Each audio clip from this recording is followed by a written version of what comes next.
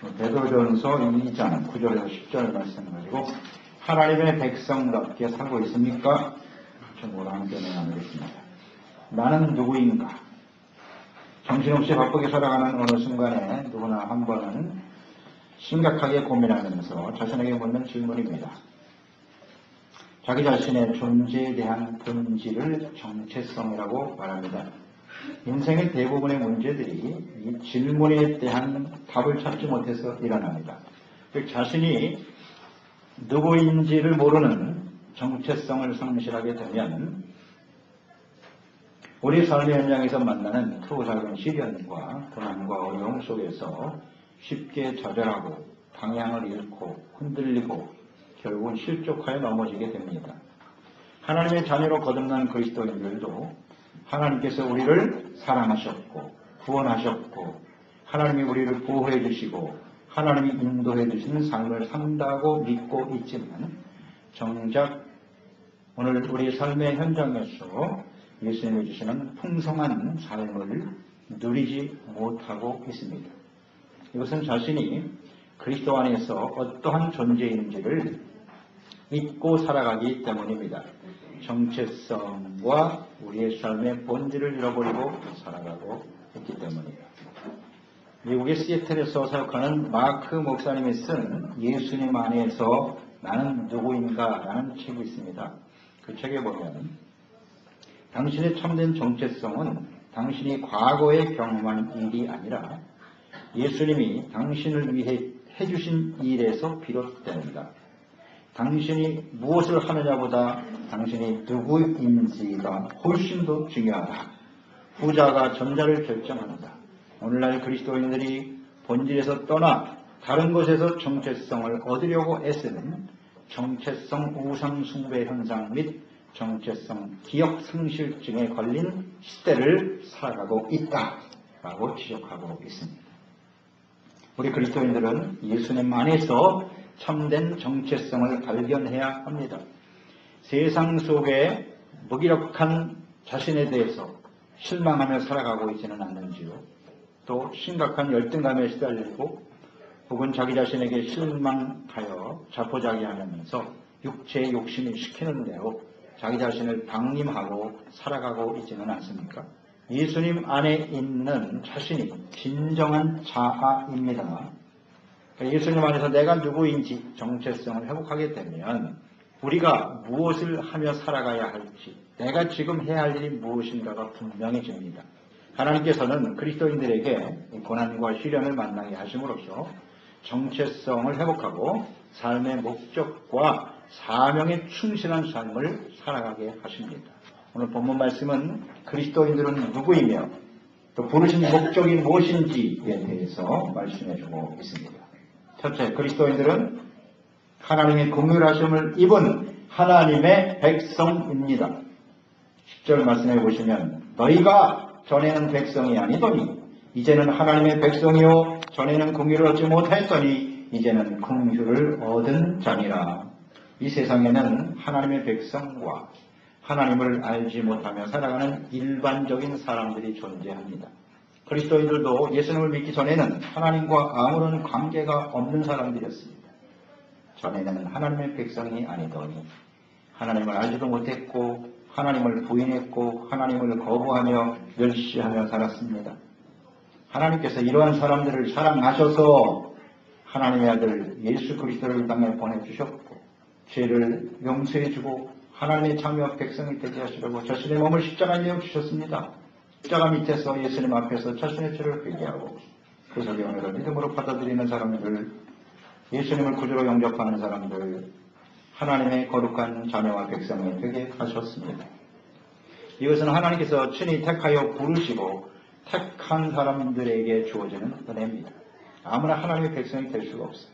하나님이 택하시고 하나님이 부르시고 하나님의 말씀을 들어 듣게 하시고 죄를 깨닫게 하시고 회개하고 돌이킬 수 있게 하여 주십니다. 그래서 이렇고 거룩한 하나님의 백성이 되어 거룩하신 하나님을 예배하고 섬기는 사람들이 되게 하시며 또 하나님의 말씀을 온전히 순종하는 사람들이 되게 하십니다. 이것이 곧 하나님의 백성입니다. 죄 가운데 살아가던 사람들이 하나님의 백성이 된 것은 오늘 말씀처럼 하나님의 긍휼로 되어진 것입니다. 하나님이 우리를 불쌍히 여기시는 긍휼의 은혜로 인하여 하나님의 백성이 되게 하셨습니다. 나는 너희의 하나님이 되고 너희는 내 백성이 되리라. 이것이 하나님의 뜻이에요. 이스라엘 백성들을 택하신 하나님의 뜻이고 예수 그리스도 안에서 우리를 구원하신 하나님의 뜻인 것입니다. 그러니까 하나님의 백성들은 하나님을 왕으로 인정하는 겁니다. 우리를 다스리시는 만왕의 왕이시다라는 것을 인정하고 하나님의 다스림을 받는 하나님의 나라에 속한 사람들, 하나님의 백성입니다. 구약시대에는 하나님께서 택하여 부르신 아브라함과 언약을 맺으셨어요. 그때부터 하나님의 백성이 시작됩니다. 그 언약이 이삭과 야곱, 요셉으로 이어지고 하나님의 언약을 받은 이스라엘이 바로 하나님의 백성들이 된 것입니다. 오늘날은 유대인들뿐만 아니라 예수 그리스도의 십자가에 피로 맺은 새 언약을 믿고 구원받은 사람들이 하나님의 백성이 되는 것입니다. 하나님의 다스림을 받아 하나님의 나라에 속한 하나님의 백성들은 어떤 사람들입니까? 하나님의 백성의 정체성은 무엇입니까? 9절 말씀에 잘 나타나 있습니다. 하나님의 백성은 그러나 너희는, 이 너희가 바로 하나님의 백성입니다. 하나님의 백성은 택하신 족속이고 왕같은 제사장이고 거룩한 나라여 소유된 백성이다. 이렇게 말씀하고 있네요. 그렇죠. 하나님의 백성은 택하신 족속입니다. 구원받은 그리스도인들은 택하신 족속이다. 이 족속이라고 하는 말은 백성이라는 뜻이에요. 택함 받은 나라 혹은 백성. 이 택하신 족속이라고 하는 말은 이사야서 43장 말씀을 인용한 것입니다. 이사야 43장 20절 21절에 말씀하시기를 장차 들짐승 곧 승냥이와 타조도 나를 존경할 것은 내가 광야의 물을 사막의 강들을 내어 내 백성 내가 택한 자에게 마시게 할 것임이라. 이 백성은 내가 나를 위하여 지었나니 나를 찬송하게 하려 함이니라. 택하신 백성, 그런 뜻이에요. 이 택하신 족속은 세상에 있는 사람들, 다른 족속들과는 완전히 다른 새로운 족속을 의미하는 것입니다. 이 세상의 사람들은 각기 그 나라에 속한 종족들로 이루어져 있습니다. 그러나 나라는 서로 다르지만 하나님께서 택하신 족속, 그리스도 안에서 택한 완전히 새로운 족속, 하나님께 속한 특별한 사람들이라는 뜻이에요. 이것을 고린도후서 5장 17절에는 누구든지 그리스도 예수 안에 있으면 새로운 피조물이라고 했습니다. 완전히 새로운 사람들이 된 것이에요. 그러니까 하나님 자신을 그들에게 나타내 주셨어요. 하나님이 계시하고 나타내 주시지 않으면 누구도 하나님을 알 수가 없어요. 하나님이 친히 나타내 보여주시고 하나님이 친히 만나주시고 그들과 교제하시며 언약을 세우시고 하나님이 그들과 함께 계셔서 하나님의 영광을 나타내 주시기 위해서 특별히 택한 족속들, 그들이 하나님의 백성입니다.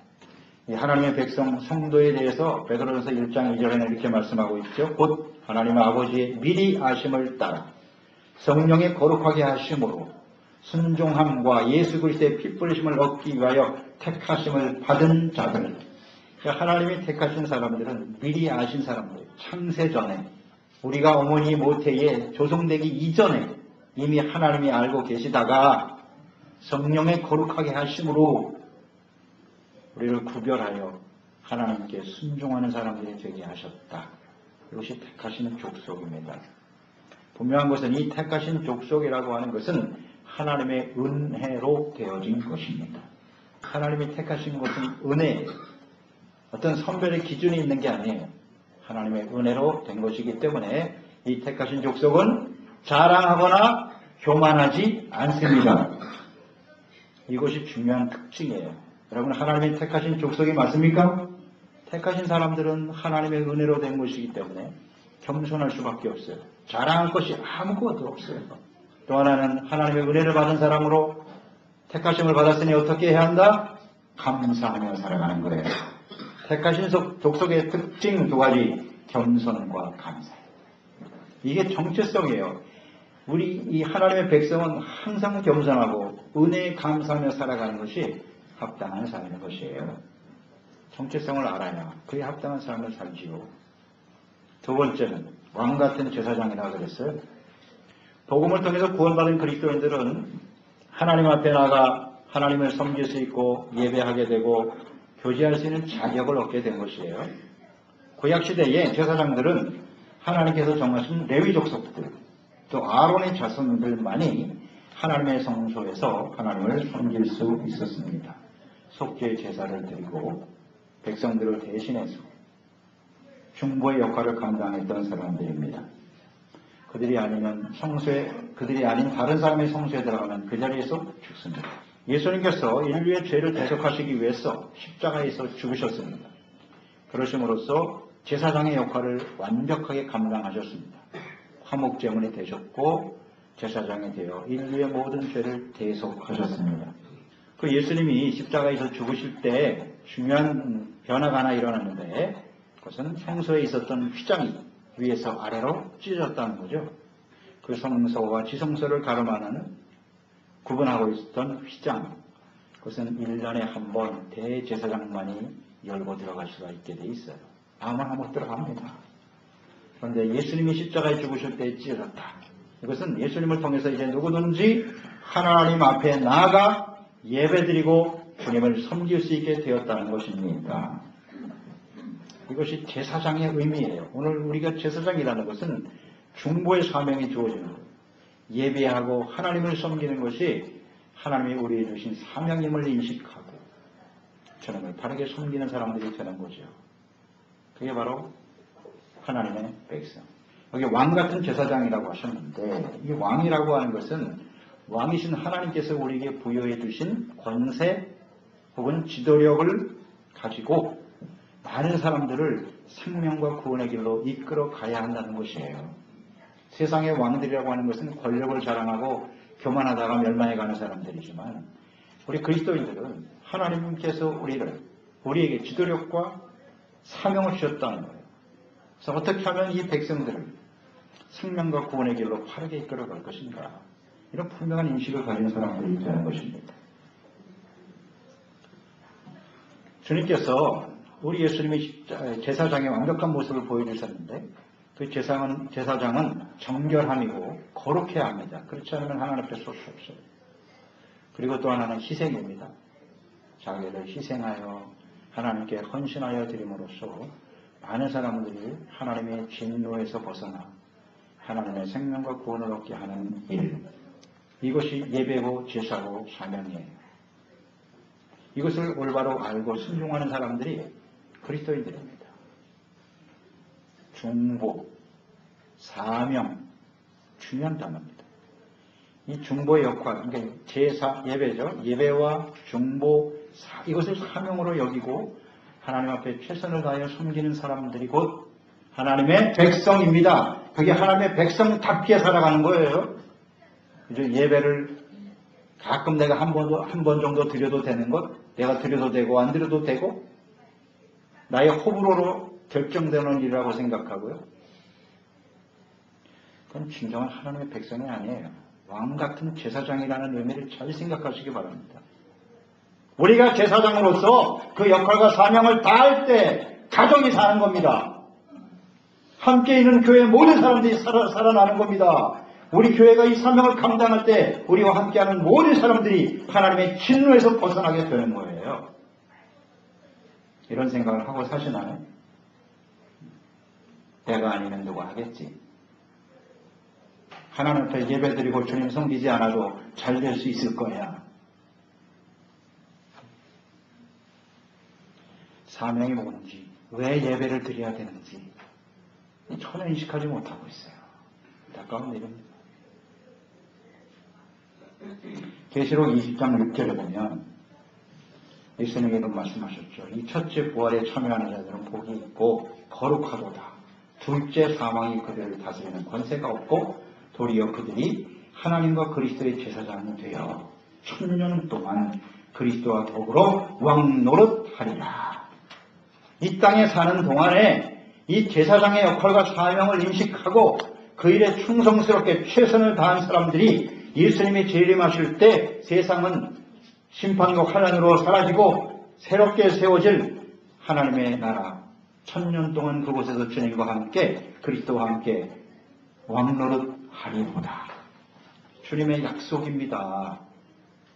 그러니까 이 땅에 사는 동안 우리가 제사장으로 역할과 사명을 충실히 다하며 살아가는 것이 얼마나 중요한 일인지 아시겠지요? 제사장은 목사들만 제사장이 아니에요. 재직들만 제사장이 아닙니다. 예수 그리스도 안에서 구원받은 우리 모두가 이 사명을 다할 때 비로소 주님이 세우실 그 천년 새하늘과 새 땅의 나라에서 왕노릇하며 살게 되는 겁니다. 세 번째는 그리스도의 정체성, 하나님의 백성의 정체성은 거룩한 나라입니다. 하나님께서 아브라함을 부르시고 언약을 주셨죠.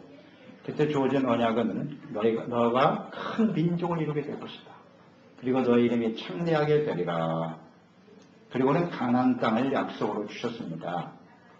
아브라함 한 사람으로 시작된 이 언약이 이삭과 야곱과 요셉을 거쳐서 애굽에서 크게 번성하는 이스라엘 나라가 이루어지게 됩니다. 그리고 이들을 이끌고 모세와 여호수아를 통해서 가나안 땅에 들어가게 되었습니다. 가나안 땅이란 이스라엘 백성들에게 있어서 가나안 땅이란 하나님이 다스리시는 하나님의 나라를 의미하는 것입니다. 그러니까 하나님의 백성들이 가나안 땅에 들어가 살게 된다는 것은 하나님의 거룩한 백성으로서 왕이신 하나님의 다스림을 받는 거룩한 나라를 이루게 된다는 뜻이에요.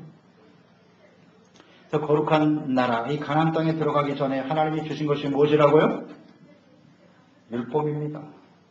그리고 하나님 앞에 성전을 주셨습니다. 성막. 이것이 너희의 삶의 중심이 되어야 한다는 겁니다.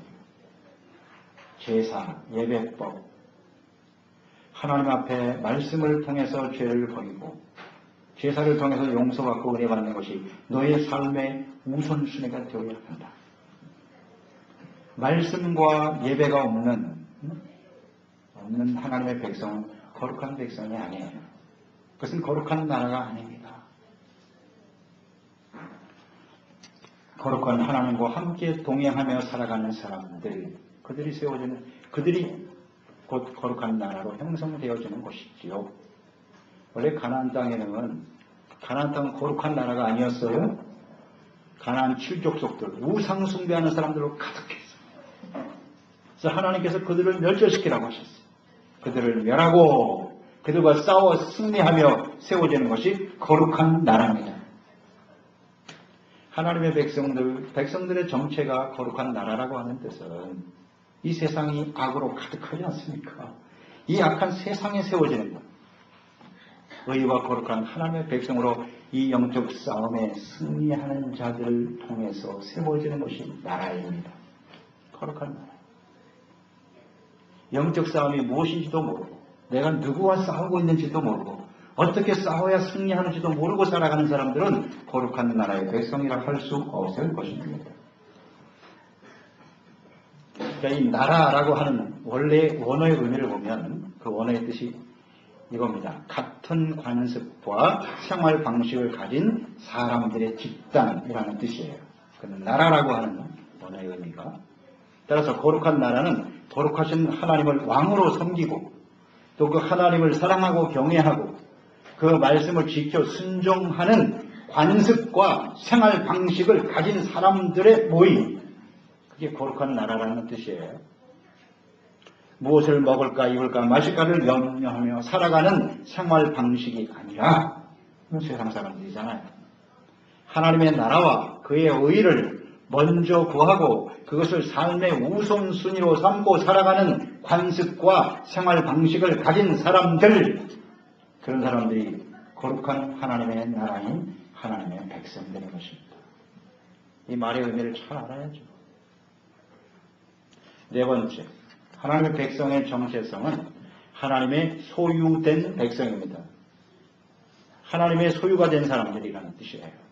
소유된 백성, 하나님의 특별한 소유가 되었다. 원래 소유라고 하면 그 소유와 관련된 단어는, 연관된 단어들은 주로 가치, 귀중함, 필요성 이런 것과 연결되어 있죠. 우리가 뭔가를 소유하라고 했을 때 그 소유의 대상이 뭐예요? 우리의 삶에 꼭 필요한 거. 필요한 것이기 때문에 소유하는 거고 그 다음에 가치 있고 소중하기 때문에 소유하게 되는 거죠. 이 세상의 그 어떤 피조물보다, 세상에는 그 어떤 가치 있는 보물보다 하나님께서는 우리를, 하나님의 백성들을 거룩한 나라인, 택하신 족속인, 왕같은 제사장으로 살아가는 이 백성들을 그 어떤 것보다도 가치 있고 소중하게 여긴다는 거예요. 그 가치가 얼마나 소중한지. 우리가 하나님의 소유가 되었다라고 하는 것은 이런 의미겠죠. 하나님께서 귀중히 여기신다는 거예요. 우리를 귀하게 여기신다는 것이고, 또 우리의 모든 필요를 하나님이 완벽하게 공급해 주시는 것이고, 또 하나님께서 안전하게 지켜주시고 보호해 주시는, 영화롭게 하는 겁니다. 이것이 하나님이 우리를 소유하셨다는 의미예요.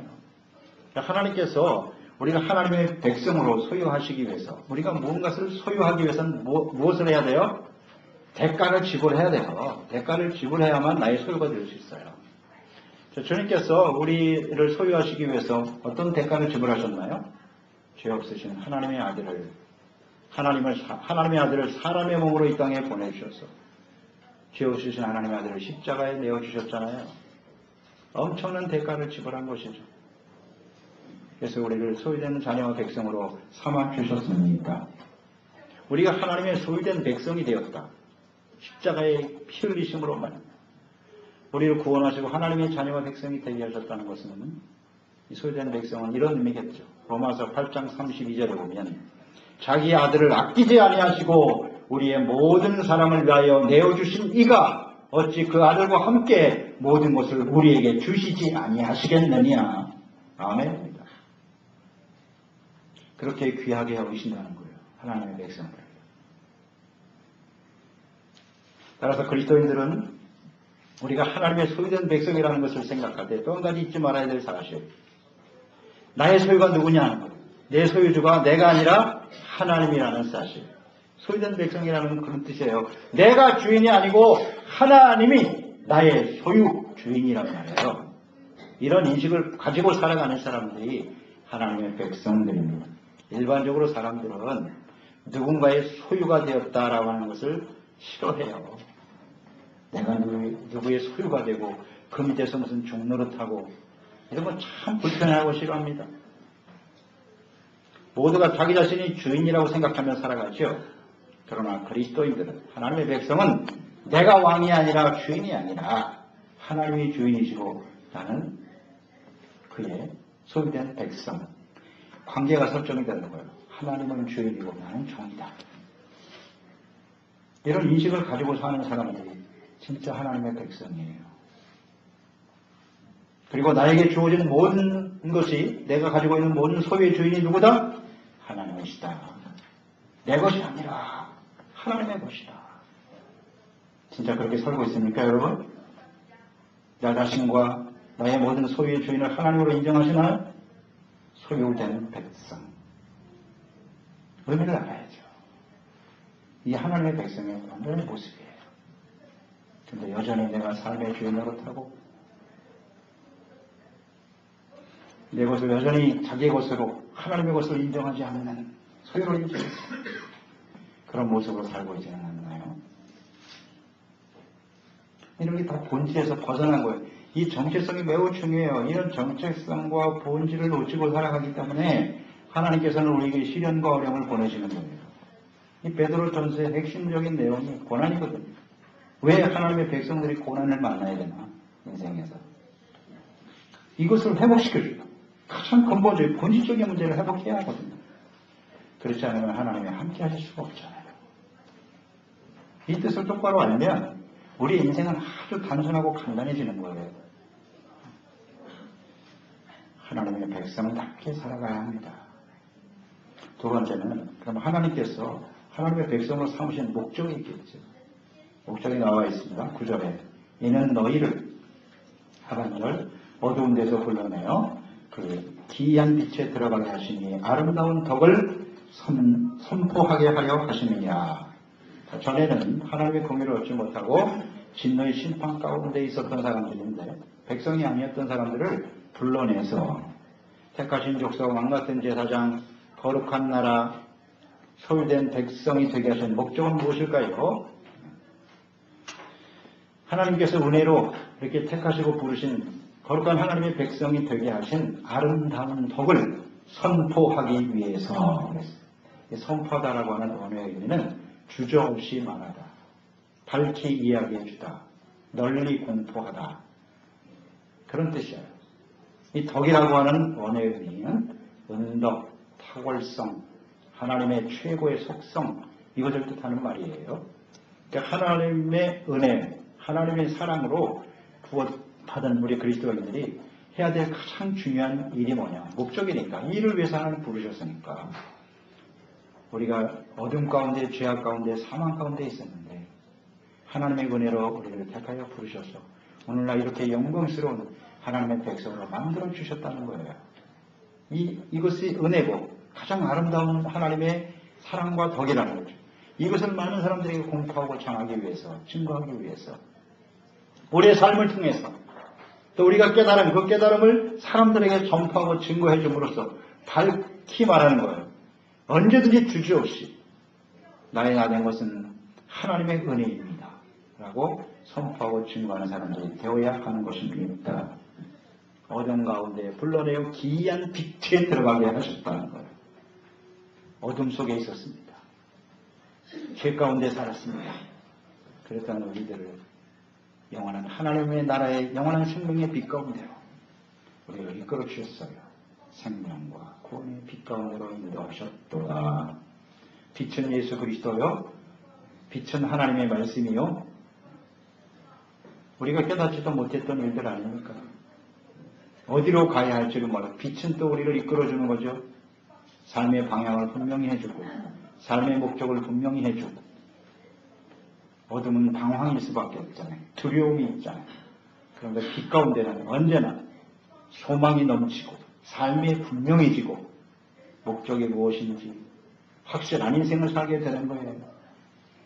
예수 그리스도 안에서 하나님의 말씀 안에서 여러분 생명과 은혜의 축복을 우리에게 허락해 주셨고, 이것이 너무나 감사하고 귀하기 때문에 우리는 증거하고 전할 수밖에 없는 것입니다. 그래서 그리스도인들의 삶의 목적은 자신의 영광과 능력을 자랑하거나 선전하는 것이 아니라 이렇게 우리를 은혜로 구원하신 이 하나님의 사랑과 은혜와 역사들을 전파하고 증거하는 사람이 되는 거예요. 왕같은 제사장이요, 택하신 족속이요, 거룩한 나라요, 소유된 백성이 되게 하신, 우리를 이렇게 변화시켜 주신 하나님의 놀라우신 사랑과 구원의 은혜를 증거하는 사람들, 이 진짜 하나님의 백성이죠. 목적에 합당한 삶을 살아가고 있는 것입니다. 자, 하나님의 백성, 나는 누구인가? 이 정체성을 우리가 분명히 알게 될 때 우리 삶의 목적이 분명해지고, 오늘 이 시간 이때에 내가 해야 할 일이 무엇인가, 사명이 분명한 인생을 살게 되는 거예요. 상황은 중요하지 않아요. 우리에게 주어진 그 사명과 정체성에 충실하면 돼요. 그러면 하나님께서 그것을 통해서, 목적이니까, 우리를 택하시고 부르신 목적이 분명하니까 우리를 통해서 하나님의 영광을 나타내실 것이고, 우리를 통해서 역사하시는 하나님을 증거케 하는 그런 하나님의 역사로 만들어 주실 줄 믿습니다.